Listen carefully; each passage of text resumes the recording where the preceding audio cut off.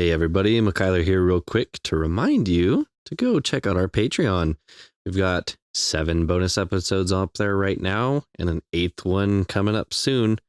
If that's something that sounds fun to you, go sign up at patreon.com/doinglearning. Hope to see you over there. Welcome to Doing Learning, guys. Tonight I have a weird one for you. I would like to say weird in the sense that howdy folks. No, hello folks. Perfect intro. You were just we nailed it. You were just a little bit. We both had it. We did good. Team, go team. Perfect. All right. What? It was weird. As I was saying, it's weird in a sense that, I was trying to force something. I had an idea. I had this idea for this topic. And as much as I wanted to force this topic to be like, this is the topic that I want to talk about. Yep. The more I explored it, it's just like, can I do this? Will this be enough? Will it expand to what I wanted to expand? Will I find it interesting? Exactly. Will I even have enough to say about this topic? Okay. And not that I almost dropped it, but I was just kind of so forceful that I had to take a little break, put it down, walk away, come back, and then I'm like, you know what? If I want to force this so much, let's start researching it. Research just a tiny little bit. Okay. And then, when you're researching, you read something and then it maybe sometimes has a hyperlink and it's like blah, blah, blah, this. And then, I clicked that, read a little bit more, and then I read a little bit more. And I'm just like, okay, maybe the topic that I want to talk about can be part of the overall topic. Okay. You were thinking too small, maybe. Yeah. Daniel, this isn't the first time that you said that you needed to go with your heart. Yeah. And kind of let go and just let a topic be. I just think sometimes when you're finding yourself. Yeah. I just need to let go, stop forcing topics and just go about my day and then boom, get hit by the topic and be like, that's the topic. I sometimes that's how it is. That's how it happens. So I know I take you on stories all the time. I love a good journey. And I'm not going to tell you the topic right away. That seems counterintuitive, but okay. I mean, it's taken us a long time before. Why not? Yeah. Why not just accept that fact and lean into it? Okay. That's fine. We're going to start. Let's just chat. Yeah. We're going to start in some of the harshest times this world has ever seen. Okay. I mean, I know we have a lot to choose from. There's a lot to choose from, but are we going to try to make this funny? Yeah. Eventually we'll get there. Okay, good. Okay. But the journey has to start somewhere. Okay. And it's going to start here. It's going to start in World War II. Okay. We're in Colditz, Saxony. I believe it's around like Poland area. Okay. Yeah. Does this matter enough? I should look it up on a map.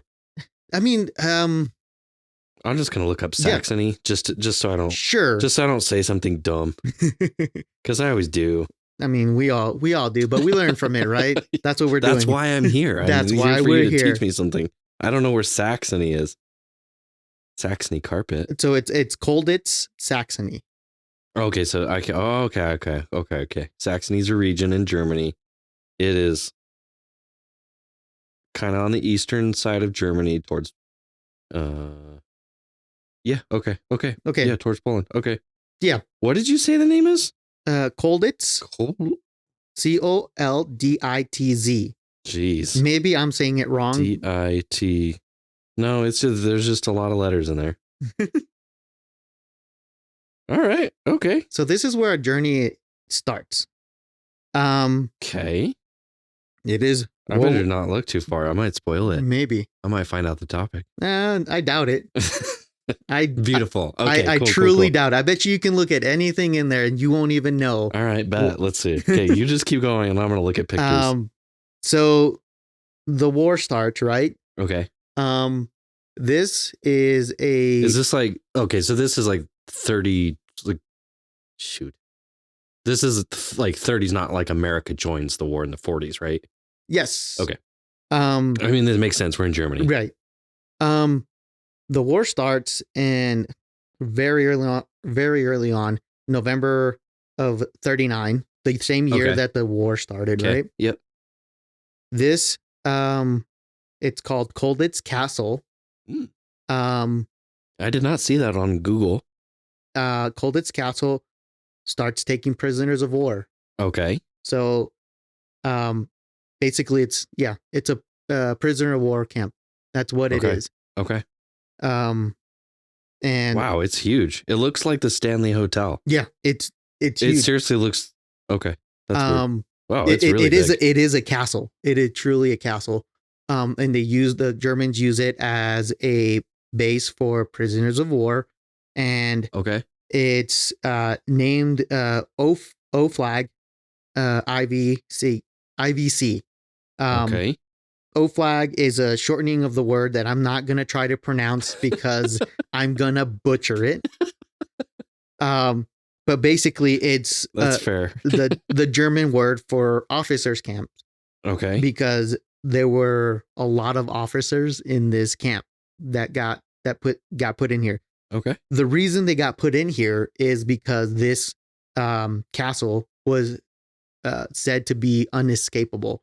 They couldn't escape it. Yeah, it's like up on like they built it on top of a hill. Right.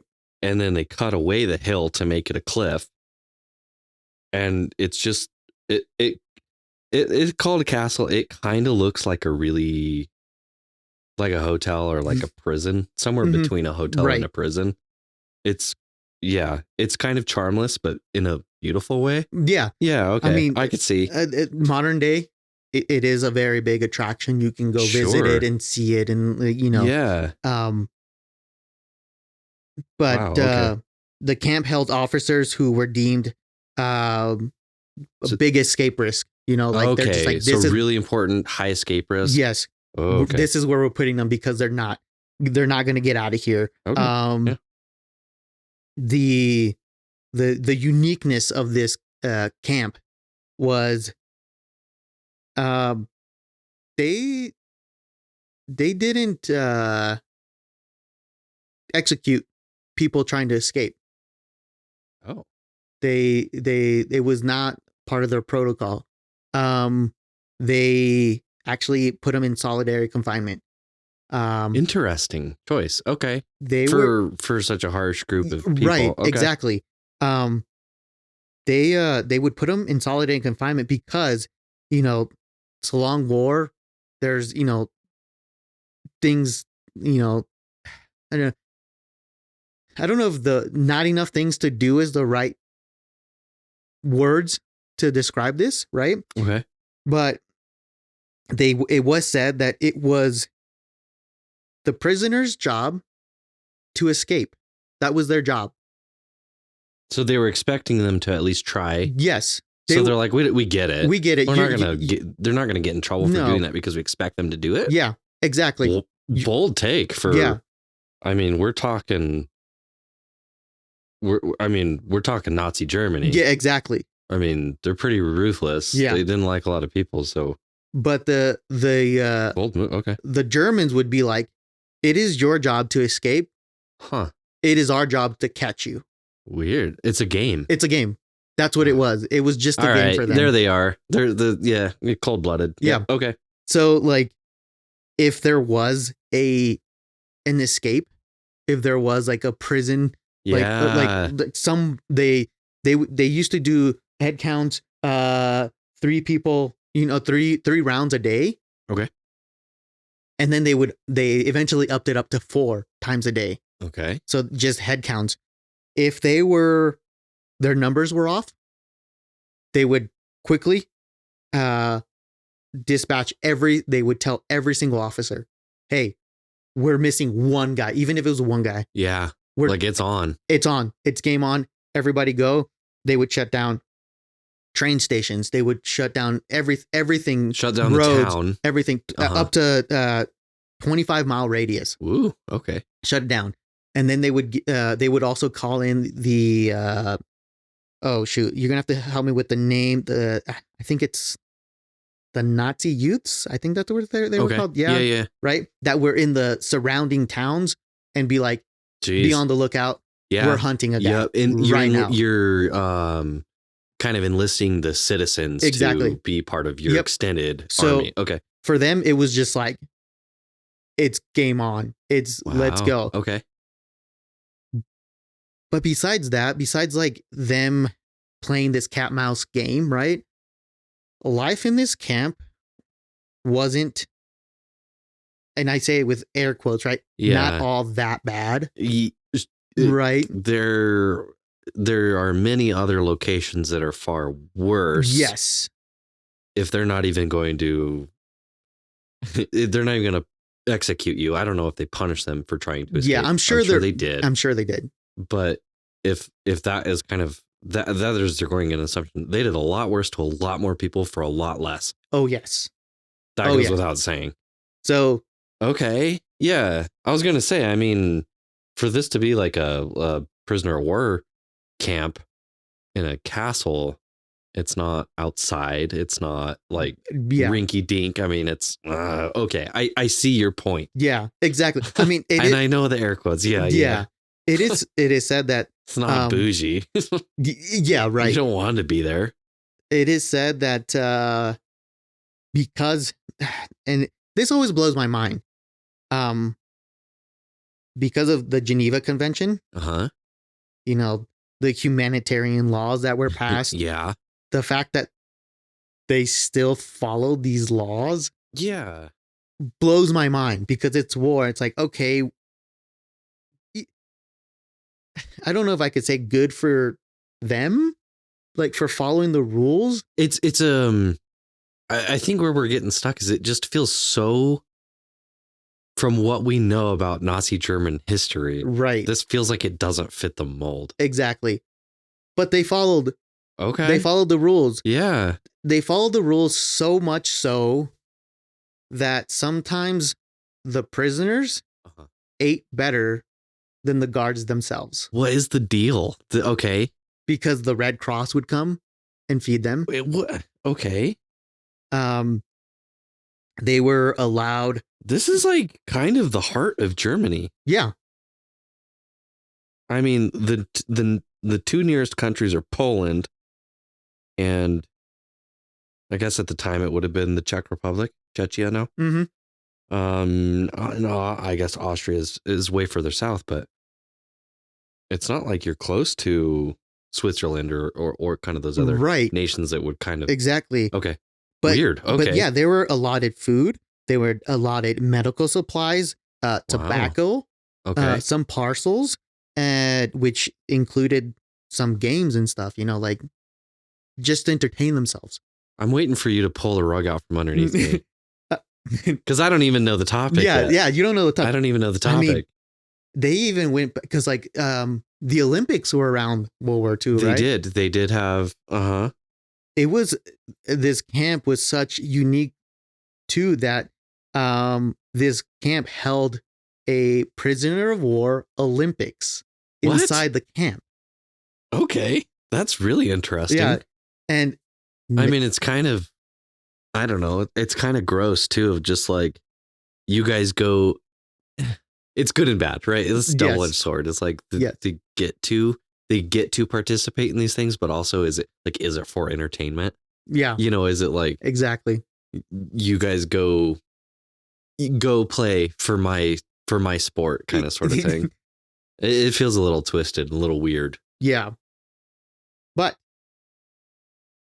this camp, who is famously known for being unescapable. Yep. Despite that. Oh yeah, come on, somebody did it. There were 130 escapees, tries. Okay. Right? Attempts. 32 of those escapees were successful. Wow. Good for them. And here's the topic. A lot of these escapees were able to escape because Bicycle, the deck card game, yeah. because they were allowed parcels in some games, they would ship. They made a big effort, like the company with the US backing them up, to send deck of cards that when you put water over them, the backs would come off. Okay. And reveal the map of all of Germany. That's awesome. Where the enemy camps were. Whoa. And what safe routes to take once they were out to get back to safety. Wild. That's awesome. And I think that's really, like, I had a lot of... That's so cool. A lot of things going on, but then I was like, this one thing, cards. And cards in general, and that's my topic. The topic is cards. It's not even the bicycle. That was just the intro, the primer. Yeah, it's just cards. That's cool. Cards in general. So that was the topic that was trying to be the whole topic. And then you're going to expand it now. I'll get to what the restraint with, because okay, I feel like I'm just holding you back tonight. No, yeah. And I just wanted, like I told you in the beginning, I wanted to rewrite this intro because I felt like this intro, like this, I feel like I needed something. I know like this camp was devastating. I'm sure we can go and dive deep into this camp. But I thought it was interesting how a card game can be so impactful. Maybe, I don't know. I don't want to steal any of your thunder. No, go for it. No, just go for it. I know for like during this time too, because they were so big during World War II, they would put, there's other ways that they would be very useful. Mm-hmm. So they knew that the GIs were playing cards a lot. And so they would do things like put silhouettes of airplanes, of the enemy airplanes on the cards too. So then they could easily identify airplanes as they're flying over. They'd be like, that's a bomber, we need to go do this. That's a fighter, we need to go do that. All of these kind of things. And that's only one example of wartime efforts of the card gaming industry. And it's so cool. It's so cool. Like how card games in general just impact a lot of stuff. Yeah. This was, I think World War II had the most unique things about it. Like you said, escapees, strategy, and everything. But even in today's day and age, card games, dude, they're crazy. They kind of permeate everything. Yeah. Everybody has played with cards, I'm sure, or card-like things. And not just like the standard. The 52 deck. Yeah, not the standard deck, but like TCGs, like any kind of. All the way up to, exactly, trading card games and everything in between.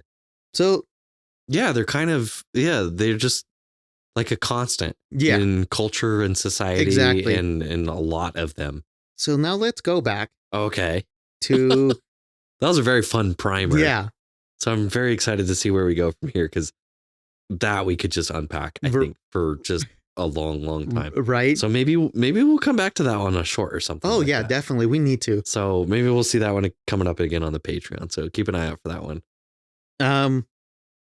The thing that got me into cards, this topic, is I was wondering what the earliest card is. Yeah. And I was, I don't know very much about trading cards or any cards in general, or where they come from, or how they started. We looked up Molasses's birthday. Right. We didn't get very good answers out of it, but hopefully you did for cards then. Yeah. Cards have been around since the late 1880s.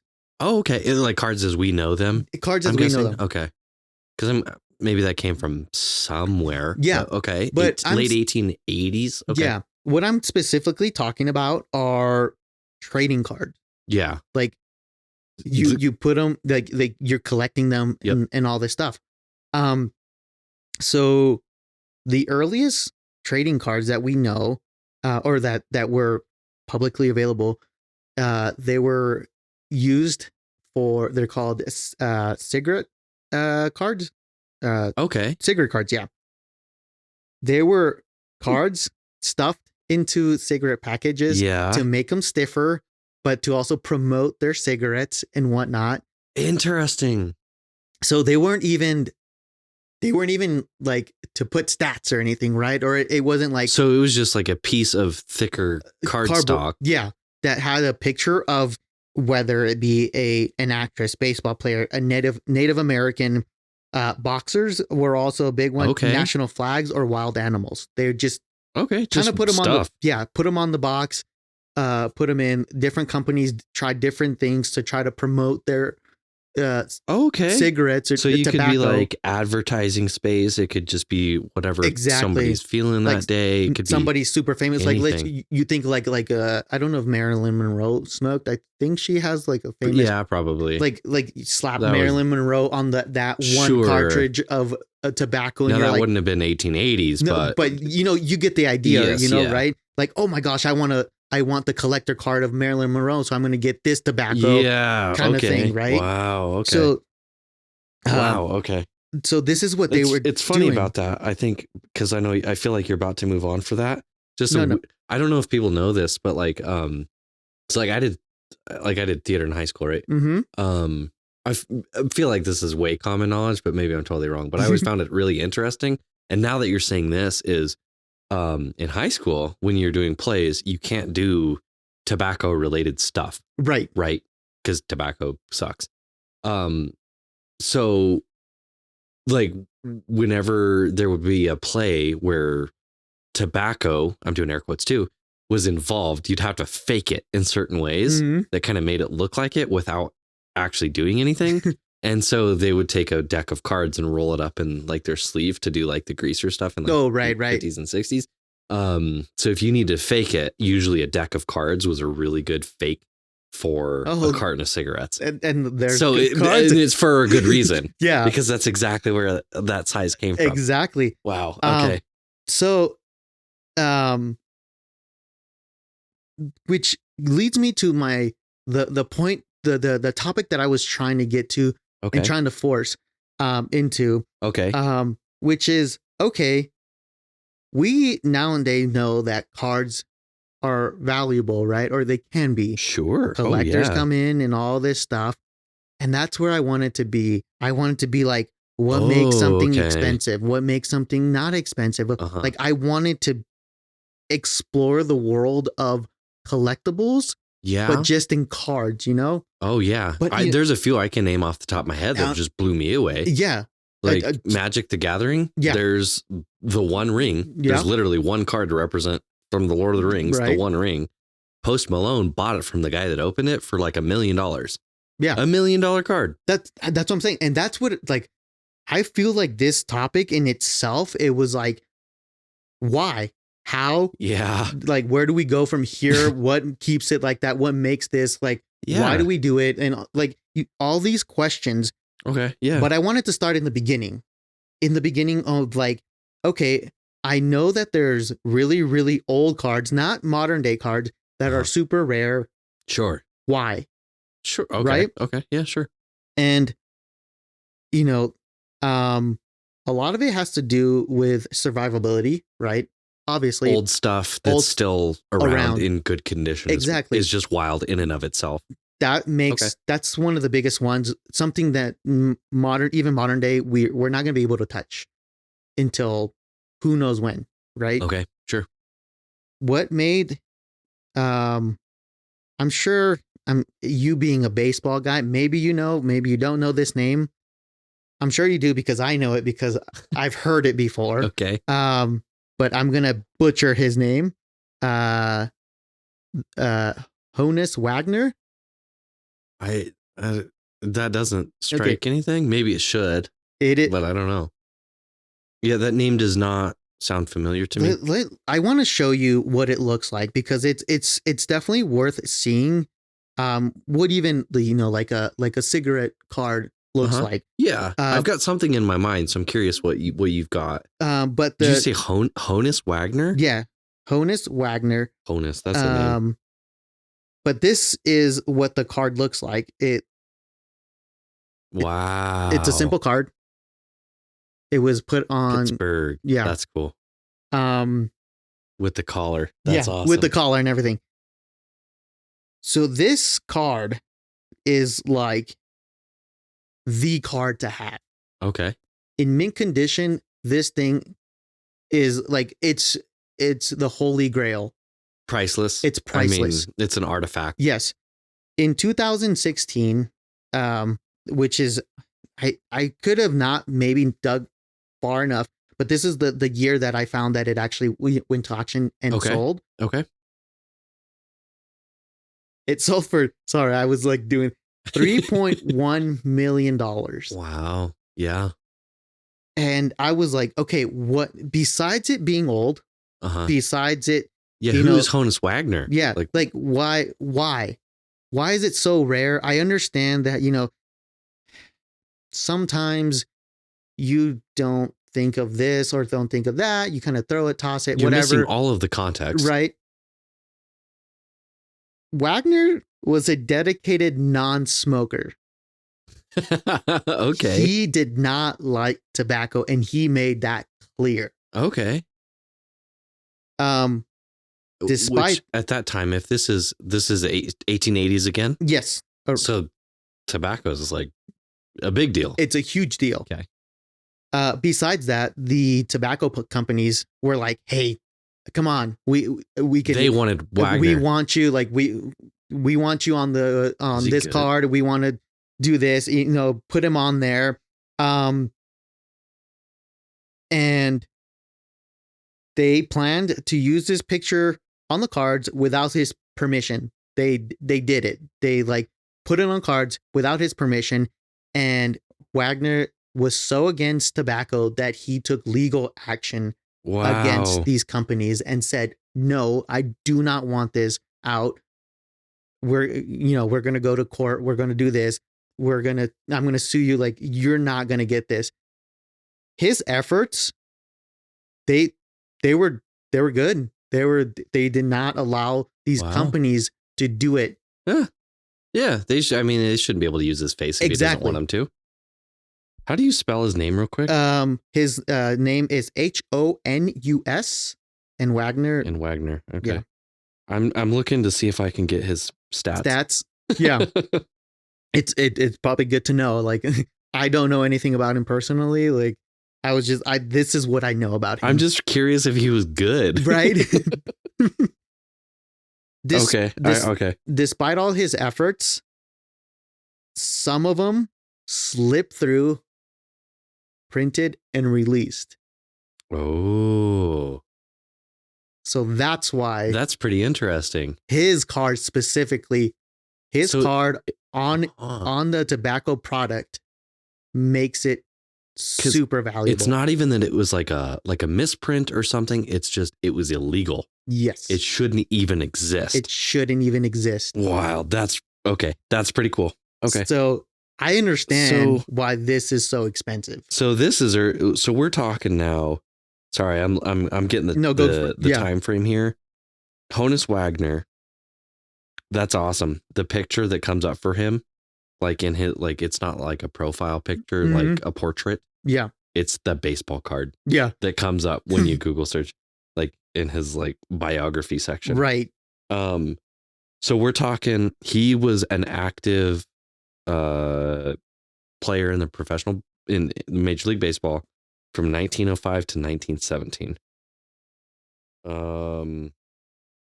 He was not a home run hitter, that's for sure. He had 60 home runs over the course of 12 years. That's not many. No. But games played. It's hard to tell just looking at numbers how he compares to other people. Right. And this is a weird time in baseball too, where the stats are just so hard to compare to like what we see now, because I don't even know how many games they had a year. That's true. So yeah. I can look. Some of them he played. The most he ever played was 156 games. Okay, so pretty close to now. It's 162. During that time, he got to bat roughly 3 or 4 times a game. That's fair. 155 hits in 566. He's okay. He's okay. So I'm guessing that the significant. 328. He's over 300 hitter. Okay. I don't know what that means. I mean, I'm not a baseball person. It's pretty good. Okay. So, let's see. I like to compare it back to things. I probably need to trim this section down because I got distracted. No. Ohtani, Just go for it, man. 20. Let's see what Shohei Ohtani. Yes. Okay. Modern day, one of the best players there are right now. Yep. Let's see what his 24 batting average was.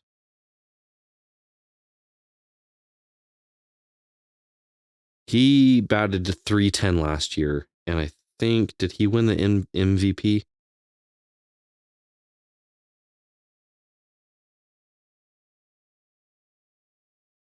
MLB MVP. Enter. Nope. Aaron Judge. Oh, yeah, and Shohei Ohtani. So he won the National League MVP, batting 310, and our boy Wagner, Honus, he batted a career 328. That's pretty good. Okay. Comparatively, that just makes numbers sense. to numbers. Yep. That's pretty good. Okay, cool. So, super rare. The card just shouldn't exist. Shouldn't exist. That is pretty cool. See, so I'm starting to want one now. Now that you're saying like you shouldn't have one, I'm like, I kind of want one. Yeah. Honestly, I would even take a replica just to be like, hey, like this meant something. Like this is a significance of it. So that I understand. I understand why these cards are so expensive. I understand what makes them special. And then I'm like, okay, let's start to get more modern. Okay. Why are they special? Why are a little bit more modern cards more special? What makes those? That's a really weird niche case. Yeah, exactly. What makes other cards special? Well, it wasn't until like the 1950s. This is like the most sought out era of cards. The 1950s. Yep. Okay. Because the rookie cards were introduced. Oh, interesting. Okay. That's where like who's going to invest time and money into printing out rookie cards. Right. And even then, how many do you print out? Yeah. And how, are they going to pan out? Yeah. Right. Yes, exactly. Because how many rookies are going to become all-stars? Yep. Not a lot of them. Nope. Some of them have great careers. Right. Some of them won't come back next year. So like you said, it's an investment. It's an investment. So these companies start printing out rookie cards and then just putting them everywhere, just kind of trading them out, selling them out. But kids do what kids do. Kids trade. Oh, this is my favorite player. Like, give me that, blah, blah, blah. So when you have all that trade, you get mishandling, right? And that kind of ruins it because, you have to have perfect edges, everything. Not only that, you've heard of spoke cards, right? Or maybe I'm sure you have. Maybe, I don't know. The name of it is spoke cards, where spoke cards. Okay. Kids like maybe got a lot of rookie cards because they're not going to put their expensive like big name cards on their tire spokes. Oh, so when they yes. Okay. Yes. Yes. It just didn't click. Yeah. So a lot of rookie cards who are lost to. Okay. Like I tried to get use the rookie because who knows? Who knows? We don't even know what his name is. Exactly. So it's like I tried to look up a number, but it's just all across America. Kids were doing it. Yeah. You can't. You simply can't figure that number out. Nope. How many cards were lost to that? How many great cards were lost to that? Yeah.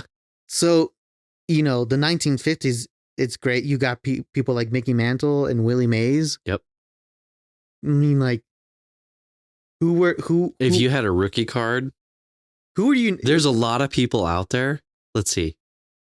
There's probably a lot of people still out there who know for a fact that they destroyed like a Willie Mays rookie card in their bike spokes. Oh yeah. They know it for a fact and they think about it probably every day.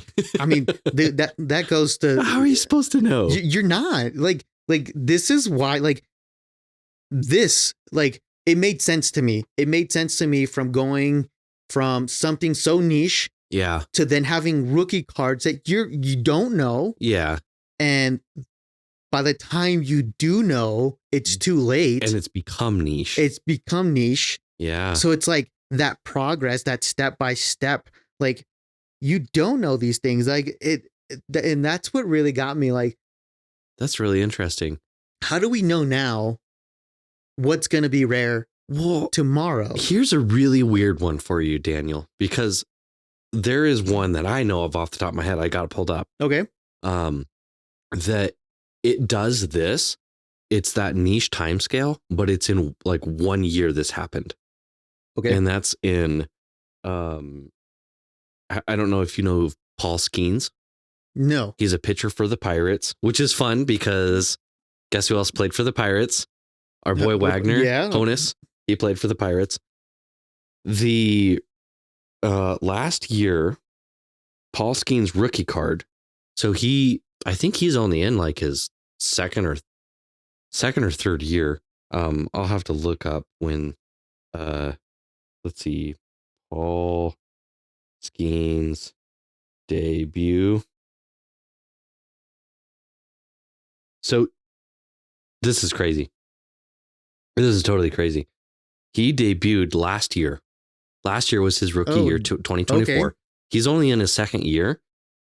Last year, during the year, no, let's see. They just sold it. March 21st, 2025. They sold Paul Skeens' rookie card for $1.1 million. A kid found it, like a 12-year-old kid found it. So how on earth does that one like get that niche box check? Right. What? Why? Because I saw this everywhere. Right. And like Skeens, he's an amazing pitcher. He's like Cy Young caliber. He's like the best of the best. The dude's in his second year. He's going to change the face of pitching. Right. He's going to dominate for a decade easily. So maybe that's like that's it. Like they just. But there's pitchers that do this every now and again, and you're striking my baseball chord. No, yeah, no. So maybe that was purposeful. Yeah, it was. Like, I love it. There's other people like Steven Strasburg. When Steven Strasburg came to the league, everyone was like, "We've never seen a pitcher like this. He is going to change the game. Baseball will never be the same because of this one guy." Bet you haven't heard that name, Steven Strasburg. No, right? He pitched for the Nationals, I think, and for like 2 or 3 or 4 years. I think he got like had to have Tommy John surgery and just never came back. Just completely flopped, right? Yeah. But he too was supposed to change the face of the sport. So why exactly? I would have to look it up right now. Right. Maybe I'll slap it into something that's smarter than I can process right now. But like, why in 1 year? I don't know that. I don't think he even won the Cy Young. Why did Paul Skeens rookie card?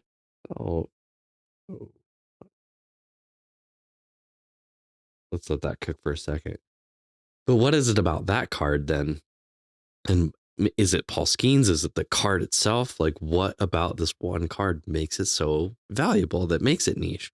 There weren't kids in 1 year destroying it. No. Putting it in the spokes of their bike. There wasn't any drama with the card itself, not that I know of. Right. We will see what reveals itself once my the internet starts thinking about it. But I'm sure there's other examples of this thing too. Like, I mean, the other ones that we already talked about are like the One Ring. There's literally one card that was printed like that. Right. It very easily could have just been thrown away and nobody ever found it. Exactly. So there you go. That one's niche just by design. Mm-hmm. I don't know where we left off, but let's read about this for a second. I'm going to read and then summarize. Oh, I spelled Skeens wrong, so it did the whole thing wrong. Gosh dang it. Please put that in there. I wrote Paul Scenes. So we'll try again. There we go. It's just like scarcity and kids destroy them and stuff like that. I'm like, no, there was only 1 year. And if that, this is another example of one of a kind. So this was an actual MLB, has the MLB debut patch that came with it. So there's literally one. There's only one that exists. So what do you mean the MLB patch? So that's another thing that they've been doing lately. I don't fully know what it is either, but like, they will. So whenever a player, this is really cool. Whenever a player debuts, they wear a patch on their uniform for their debut. Mm-hmm. It's just like a little thing that goes on their sleeve. They sew it on. Gotcha. And then when they're done, they take that off. They put it in a card pack with their rookie card. Oh. And then that goes out. And then that's circulating somewhere out there, waiting for somebody to open it. So he made his pitching debut. He wore his patch. Right. At the end of the game, they take the patch off. They put it with that one print of that rookie card. And that went out into the universe to be found or thrown away or something like that. Yeah. So that's what this kid found, was that card pack that had that rookie card and his game worn MLB debut patch. That's why it was $1.1 million. Did the 1.1 million go like, because I know that sometimes you sell a card and you think you're getting X amount, like you buy it for whatever, let's just say $5, just for argument's sake. Uh-huh. And then you realize what it is, you sell it for $5,000, and then that person actually knows what it is and it sells it for 1 million. Was that instance, or was this, they knew exactly? No, they knew that the card was out there. People were looking for it. Oh, okay. And gotcha. so there was already the demand for it well before anyone had found it. So like when the kid found it, just like he knew what he found because he was an enthusiast already. And so it's just like, it's like winning the lottery. Mm-hmm. So he opened up the pack, pulled it out and was like, I'm a millionaire. Just like that. This is what I wanted. Like, because I knew that there was so much discussion of this topic, because it's crazy, man. It's crazy how we put value in these things, these rare things, and there are reasonings behind it. And that makes sense even in modern day. Mm-hmm. How do you solve as a company the problem of not selling cards? You put something out there that's rare, to boost your sales, right? For the off chance that you're going to get something 1 in a million. Yes. It's genius. It is. And it doesn't, what does it cost the producers? Not really much anything. Not really much anything. No, it's great. I mean, all you got to do is get the patch from him. Mm-hmm. So here you, I got a picture of it now. Oh, perfect. Oh, yes. So here's a picture of the card. It looks like it's signed too. So it's like the everything you could ask for sports memorabilia. Everything. Yeah. So there you go. And then, oh, that's pretty sweet. So I just showed Daniel the picture of the patch, and then it's on his left shoulder, right above the Pirates logo. Maybe I'll send you this picture or something. We'll put it in the show notes. Yeah, for sure. Save. But yeah, going back to the 1950s, that's why, all these things are so popular, right? And then we're going to move a little bit away from sports. Okay, that's fine. That was fun to swim in my baseball. I loved it. I loved it.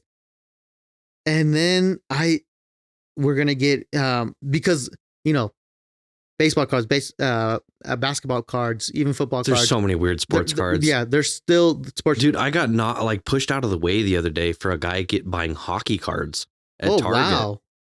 Yeah, it was weird. He just came stomping through, grabbed all the boxes off the shelf, and his girlfriend came over and she's like, "Did you get them? Did you get them?" He's like, "Yeah, they're all hockey." And then they stomped off. I was like, People buy hockey cards? Yeah. I was just blown away. So yeah, they're yeah. Yeah. So then the 90s come, and there's a little thing called, what you've already poked at it, Magic. Yeah.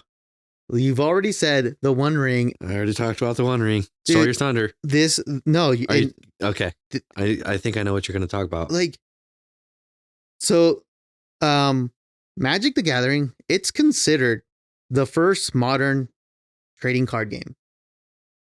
Is it? Okay. Yeah. Yeah. Because like, I guess it predates all the ones I can think of. Yeah. I mean, like besides like sports, right? I'm thinking like even like Pokemon and it's, because the sports ones, it's not really a game, right? You just kind of trade players. Right. Magic the Gathering is considered, I'm sure there may be one that preceded it. It's probably the biggest one that's earliest. Exactly. Kind of, so it kind of wins on a couple accounts. Yeah. The first pack was called the Alpha Pack. It had 295 cards. That's a lot. Yeah. It's a lot. But stuff like this, it was so modern. It took ideas from, like D&D and like all this fantasy world and like put it into one package. Yeah. And then it was just and they made a good game out of it too. It's really fun. I mean, right now, that's one game I really want to get into. I haven't had the chance to get into it. They do have a mobile app that you can just play. I've got all kinds of stuff, and you can have all of the cards on there too. So you can just build whatever you want. So you don't have to pay for it, because there's thousands and thousands and thousands of cards. I've always wanted to get into it, but I never knew how. Completely overwhelming. I think the app is a great way to start. Let's do it for a Patreon episode or something. We'll figure that out too. I think so too. Yeah, I think it'll be so nerdy. It's so beyond a lot of people, but I think it'd be fun. Yeah, definitely. It's starting to like build a trend, right? Okay. Magic the Gathering, first modern TCG. And I understand why it's sought after, why it's expensive, because it was first of its kind. And as a company, you do a limited run because you don't know if it's going to be good, if it's going to be bad. Sure. And all this stuff. Yeah, you can't just spend all the money on it. But it was such a hit that they just sold out. Wow. They just sold out. I don't have the numbers in the of 90s? Okay. Yeah. It just sold out. And then quickly after, they made second gen, whatever, second print. Yep. But like when it comes to first editions, dude, those are the bread and butter of any collectors. Any collectors. Yep. It doesn't matter if you're like small time, big time. First editions always are better than the second. Yep. But they paved the way to our biggest TCGs nowadays, which is up from forefront Pokemon, right? Is it not Magic still? It was. I mean, Pokemon is enormous. It was Magic. Pokemon recently took it over. I was going to say, just because of all of we've been to a lot of small gaming stores in the local community, which definitely go support your local game stores. Very definitely. Cool. They are more expensive. It's worth it. It's worth it. It's worth it. One of our favorite stores shut down. Yeah, and it was such a bummer. Mm-hmm. But wherever we can support them, because they're awesome. They are. But the one I'm thinking of, the one just down the street from me. Yeah, literally half of it is just Magic. Yeah, and they're just booster packs on booster packs. And pre-made decks and individual cards and bulk cards, and half of it is Magic. Yeah. So I'm a little bit surprised that it's Pokemon. It's recently taken over. But here's the thing about Pokemon. Pokemon came out, I believe in 96 was the first print of their cards. Okay. I may be wrong on that number. It's got to be close, if not right. Okay. Okay. They came out, then they released all this stuff. Right.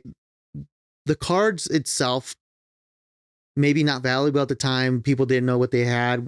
It's kind of the same thing with the rookie card era, right?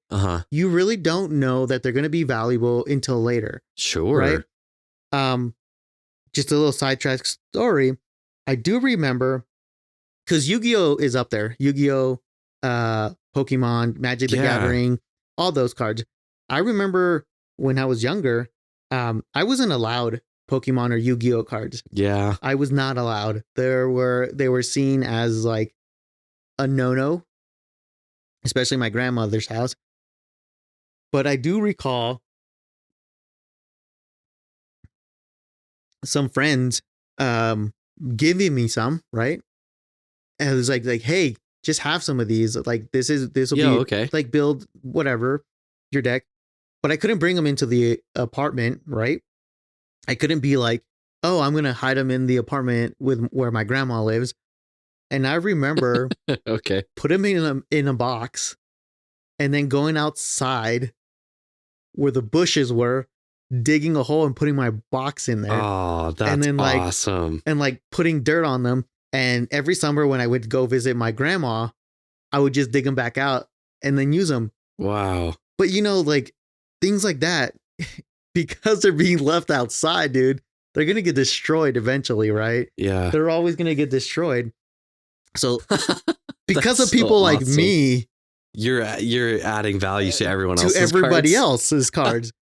It's really funny you say this. So I have a bunch downstairs from my original collection days. Mm-hmm. I don't have any first editions, but I have some second prints. Right. It's funny that I have not scanned all of them. My standing value, apparently, I don't know how many cards I have in there, but $192. Not bad. Not bad. The number one card I have is a Dark Typhlosion. I know for a fact it's not worth this because it's in pretty rough shape. Right. So you're welcome, everybody else. It's valued at almost $25. Yeah. Ungraded just for the card, just by itself. Oh, wow. Ungraded. Ungraded. Wow. I have a Dark Blastoise. It's really cool, holographic. Oh, that's awesome. It's super nerdy. It's German, of all things, which I don't know if that helps or hurts the value. It's weird. Mm-hmm. That one's worth $15. Dude. I'm like, that's cool. Yeah. I'm not going to sell it. Probably. Right. I'm just going to hold on to it because I think it's neat. But no, I definitely partake in this. And, for sure. I didn't bury my cards. So I definitely played with them. Yes. So you can tell that I played with them, but I didn't have to bury them. And I think that's what adds to other people's value, because it's like the collective story too. Yeah. Like it's your version of the spoke card. Yeah, exactly. Yeah. It is. But like, it also, like, you played with your cards how they were meant to be played. But there were the few that for whatever reason they didn't play. They were just them. Like, I'm just gonna keep this in a little folder or whatever. Yeah, because it looks cool. Like, we had just like a big old one with rubber bands wrapped around it. Exactly. We're like, we didn't know the rules, but we're like, yeah, we were trying to play. Oh yeah, we were just looking at them. Oh man, there's some good. Yeah, the good times. So, what caused these Pokemon cards to really skyrocket, right? To really start. Okay. Like lately? Okay. What really reignited because there's one thing I can think of that reignited everybody, but and I think we're thinking the same thing. COVID. Yep. COVID reignited everything. Yep. Because everybody started, collecting things, being more like, looking for nostalgia. Exactly. That's the biggest thing. Nostalgia. And on top of that, we were getting stimmy checks, dude. Yeah. People were getting stimmy checks. Like, what do you want to buy? Free money. Free money. It's silly money. You can spend it on whatever you want. Whatever you want. So people started buying packs, going after nostalgia. The biggest thing was these influencers. Yeah. Buying cards and pulling first editions. Yeah. Like, I still watch videos of people trying to pull cards. Yeah. It's not worth it, by the way. No. Like, they do it because they get the views on YouTube. It's not because of the cards that they end up pulling. Right. They'll spend $1,000 to get $100 card. Guess what? You're upside down. Yeah. But the amount that you get from people watching you do that, it's a little different. But that really ignited the fire of people wanting to Yeah. go back down to that Yeah. old self. And Like, I used to have those cards. I could do that. I can totally get that back or build my deck. And, Yeah. they start doing all this stuff, but that poses the question, once, you can't always pull first editions, right? No way. They're very, very few in between. So what do you do? What happens? I was trying to see if manufacturers are printing less of some rare cards or this and that. It's not that the manufacturers are doing that. Why would they print less? I mean, like with baseball, there's one of one. Sure. So they get a lot of, interest, but then the interest, goes down, right? Right. With Pokemon, they want to give the people cards. Okay, sure. Sometimes, sorry, they can't keep up with demand. That's what causes rarity. That's what causes cards to be, more valuable than others. But what's happening now, which is even more volatile, is it's just scalpers, dude. That sucks. It really is. People drive the price up. People going in and buying like you said before. Yeah. Buying as many cards as you physically can to corner the market. Yep. To get as many cards of the same kind as you can. And then hold on to like, just in case there's something in there. Yeah. I mean, sometimes they're like, okay, let's just say they produce 300 cards of one thing, right? Right. But they're currently holding 200 of them. Yeah. Their chances of, because they're not opening the boxes or the packs that they're getting. Yeah. They're just leaving them blank, leaving that random chance there for other people to, maybe they'll have a chance if they buy it from these scalpers to get the card that they're looking for. Yeah. And they're like, then once it's all a risk thing. Yeah. It's such a risk. And honestly, if I have something to say about this whole situation, is like, cards are meant to be loved. Yeah. Cards are meant to be enjoyed. Yep. I mean, honestly, like, we were kids, we played with them. If you truly want to like collect but enjoy them, do it both. Like, yeah, kind of like do a backup. You know, like, I think it's kind of a bummer. Yeah. That there are many ways to enjoy these cards, and some people enjoy them because they make profit off of them. Yep. And a lot of other people enjoy them because of what they are. Yep. The game that you play with them, or just how they look, or just having them, just having just a bunch of different things. Yeah. Yeah. And one of those definitely sticks out as not as cool as the other ones. And it's a bummer for everybody else. It is. So don't scalp. No, scalping sucks. It does. I was at the store the other day, and it was on like debut day of one of the new Pokemon packs. Yeah. Like, they do different lines. Yeah. Right. They'll do like seasons, kind of, sort of. So whatever the newest season was, there's going to be a whole bunch of new cards coming out. Some of them they're already expecting to be super ultra rare. So those are the target cards that they already published these things well before that they come out. Right. They're not leaked. They're published. Right. Yeah. And there were some girls there, and they were mad because they were sold out. And all the store can do is, like, they can't tell you can't buy them. I think you're a scalper, you can't buy them. Right. But what they can do is say you can only buy 5 of them, which sucks if, like, you're not a scalper and you're just like, I just want a bunch of cards. Yeah. So that sucks for that. So they were completely sold out by the time they got there. And they were definitely like, they knew that there were some people in there just totally scalping, just buying everything they could. They didn't even care. They're just filling up their arms, spending as much money as they possibly can and getting out of there. Right. And yeah, those girls were, man, they were mad. They were bummed. They were angry, and they just wanted to play with and look at the new cards.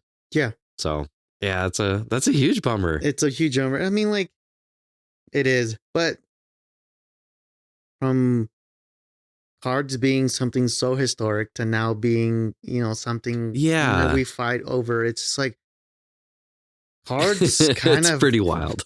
Yeah, they're all over the place, man. Like, yeah, it just goes to show what something so simple, how much impact. Yeah, people care a lot. Yeah. They do. They care a lot about them. They are cool. They are. I don't know. There's something about them. Yeah. Even the new ones, like the ones without any historical value, just having like a Oh yeah, like I remember going little to thing and collecting stuff. A convention, and it's an anime, like kind of like a Comic-Con, but it's just like a bunch of anime stuff. And I didn't have anything worth signing for some of the voice actors for anime. Right? Okay, sure. I didn't have a poster. I'm like, I don't put posters up in my house, right?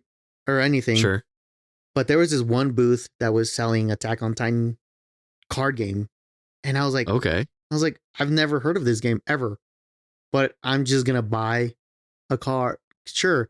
And a pack of cards or something? Okay. I just bought a pack of cards. And then my friend, my best friend, he was like, hey, I'll go halvesies with you with the big pack because it's more, it's better if you buy the whole carton than just the one pack. Sure. I'm like, sure. Okay. We went in and we knew nothing of this, right? Sure. But the guy said we pulled some really good cards. Oh, so you opened them all right there. Yeah, we opened them all right there because I was looking for, because some of the voice actors were there. And I was like, if I get your card, you get to sign it. I'm going to go sign it. Yeah, get it signed because I'm like, why? This would be perfect. You know, it's a small memento that doesn't take up that much space. Yeah. And it's a cool thing to remember. But as we were pulling, he was like, oh, that's a rare one. And he like literally took it out of my hands. Right into a penny sleeve. Yep. Right into a penny sleeve. And he's like, you need to like keep that one safe and blah, blah, blah. I'm like, oh, thanks. That's cool. But, to me, that's so fun. I understand the thrill. I understand the awe in it. Yeah. But at the end of the day, like, do I want to play with those cards? Sure. I would like to know what the game is, but I'm not going to take the time because I don't know, first of all, anybody else that plays it. Yeah. It'll always be with me. Some of the cards are signed. That'll always be in my desk. That's my own treasure. I don't care. You did get some of them signed by the voice actors. That's very two cool. of them signed. Nice. That's awesome. And then, I'm never going to sell them. I'm never going to, that's just for me. You should have sold that one to that guy because he was freaking all over it. You're like, I don't care. It's yours if you want it, dude. But, I think it's never going to happen. But collect cards for the love of it. Do it because you love it. Find your love in it. Yeah. Do it because you love it, not because you want to get rich off of it. And maybe you do get rich off of it. I think if you do, that's awesome.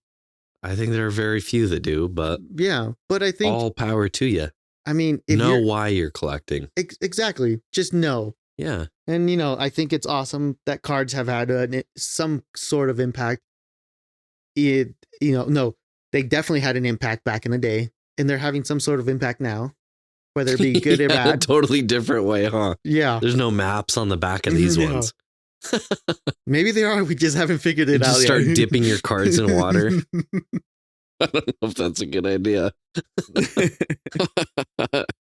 But I hope you learned a little bit something about cards today. A little bit about cards, and there is a lot more that we could unpack about this. There is a lot more we can unpack. So maybe some of this will kind of trickle over. It'll kind of show up a little again.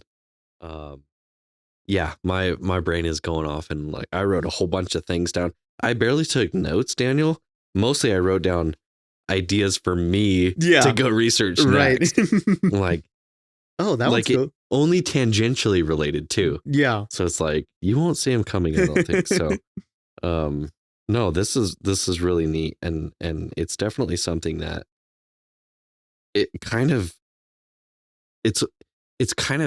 boils underneath the surface.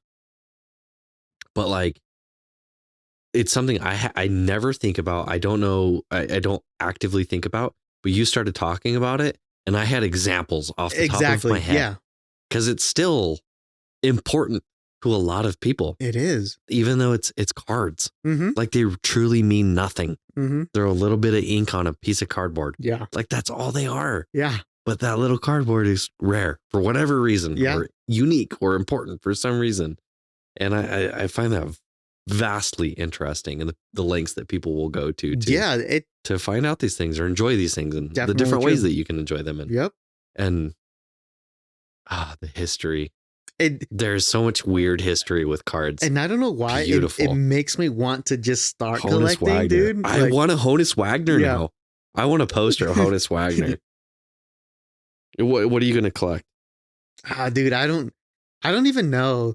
Like, if it was up to me, I definitely got into Yu-Gi-Oh a lot more than any other thing. I would just like Yugi's deck. I know like that's easily achievable. Yeah. Like you can just go get it, but it's just so hard nowadays to like, because I see these packs that's like, oh, Yugi's deck, and then all this stuff. You could just straight buy it. Yeah, yeah. And I'm just like, I wish I could experience just unveiling them. Like, I don't care if they're 105th edition of the original print. I just want that thrill of it, of like, finding it. Yeah. So I don't think you know this about me. I recently got into collecting Lorcana cards. Okay. Do you know anything about Lorcana? I mean, it's supposed to be amazing. I've seen it. I've never played it. Mm-hmm. I got it because I was like, oh, this is Disney is trying to get into trading card games. I was like, oh, I find that interesting at minimum. So I just started collecting them just to like every now and again I'll buy a couple packs just as like a little like a reward kind of sort of thing, and I'll be like, cool, whatever, for a couple bucks, open up some cards. Artwork is really cool, really awesome. That's awesome. It's all from all these movies. We started doing it from like I'd open up these card packs and there's a lot of characters I didn't recognize. Mm-hmm. I was like, what? Who is this person? Then we go watch the movie. So like it kind of like that's made awesome. our list of movies to watch. So it's like, oh, I know who this is now. Okay, cool. So then it kind of makes me appreciate the card a little bit more too. Yes. So it's like, if I had more time, I would play the game. I've got enough spare cards. We should play it sometime just because it's supposed to be really good. Yeah. It's their answer to Pokemon and Magic. That's Disney's answer. They're like, we're getting in this too. But yeah, I've got enough cards in there too. They're weird because they're really new. And so like the value of them is really bonkers. And anyway, I have not spent this much money. They're basically like, so a card pack will be like $5. I don't know, call it $5. Each card in there, and there's like 10 cards. They're worth like $1.50 each. I'm doing air quotes because I don't know if that's actually true. But like I've got a thing, dude. I've got a thing. Here's all my cards.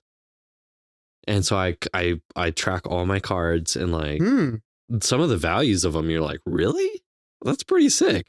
If I were to sell them, it's like, okay, cool. That card is worth as much as the pack.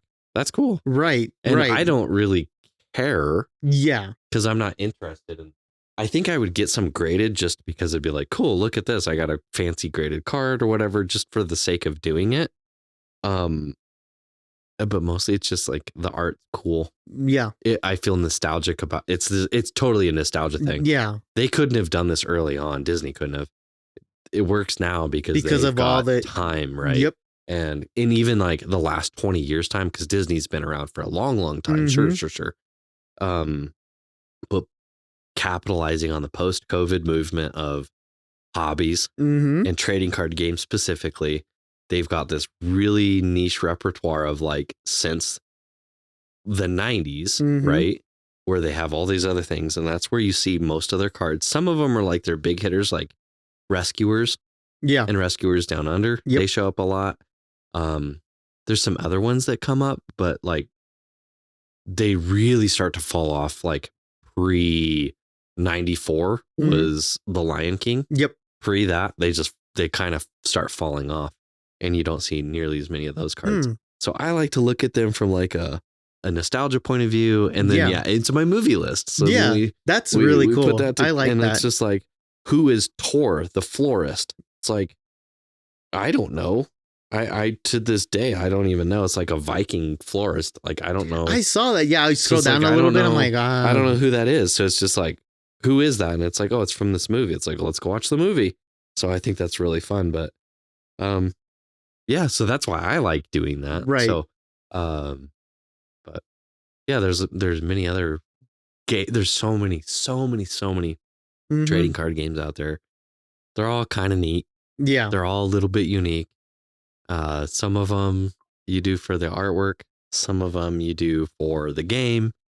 And yeah, maybe we'll have to do some of these. Maybe we'll do some for like some extra episodes of playing some Lorcana or why some not? Yeah. Magic or something like that. And not that it would be fun to listen to.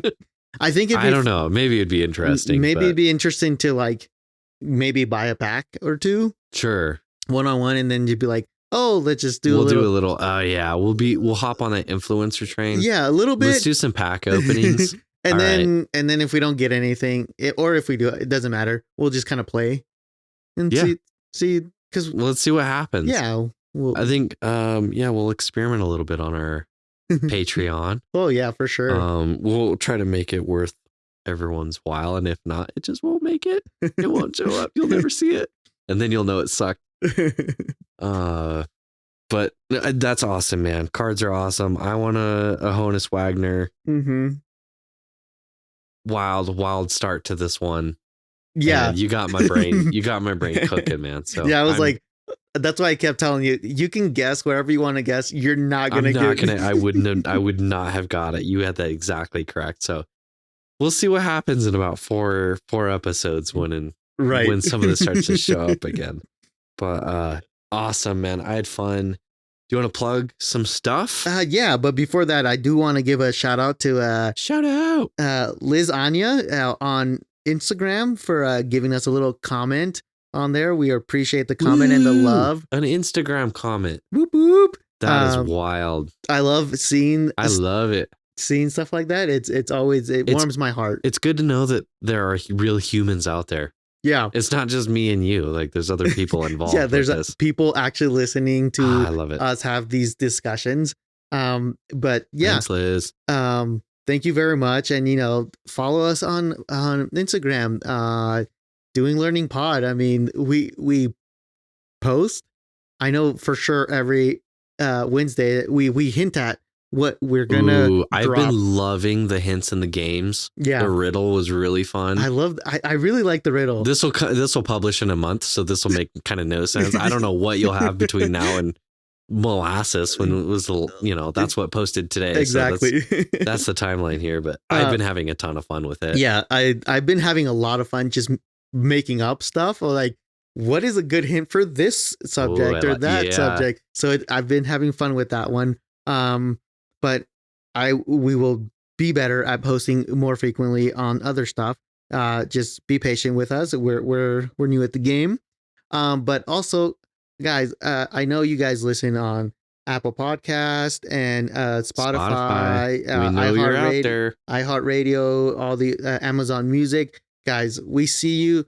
We appreciate you listening to us. It would mean the world to us if you just gave us a follow. That really would help us. We're small. We really are. We haven't been in this game very long, but a follow helps us a lot. It really does. It does.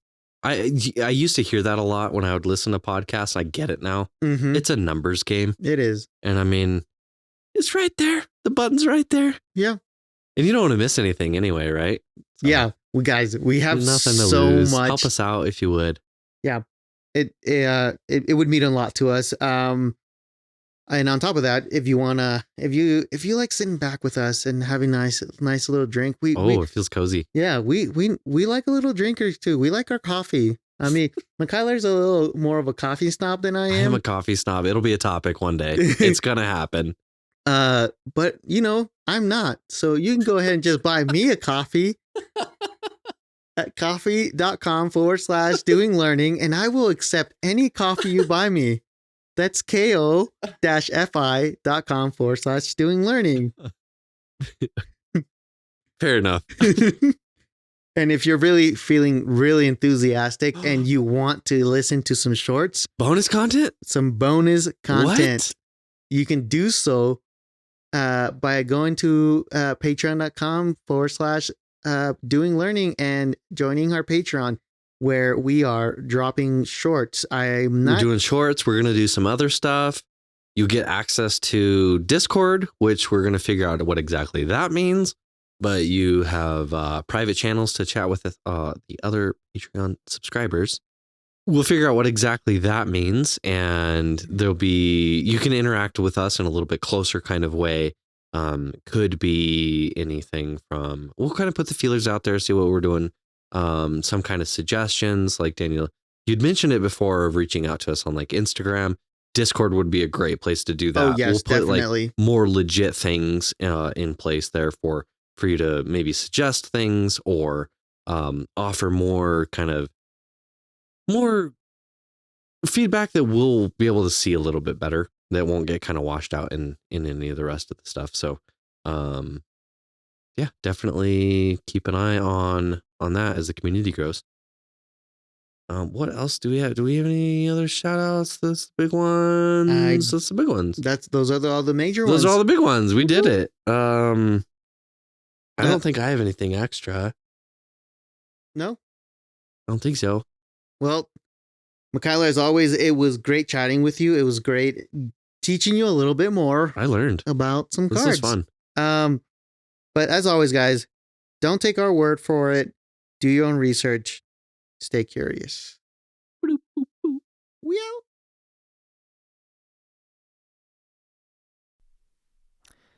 Hey, everybody. We just like to take a moment to thank everybody out there that has thus far supported us.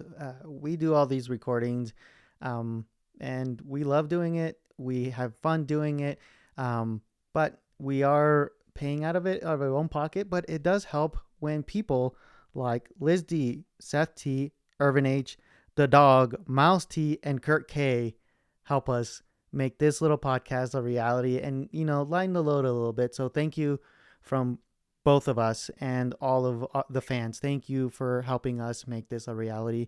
And if you guys want to help be part of the Doing Learning crew, you can do so by going to www.patreon.com/doing learning.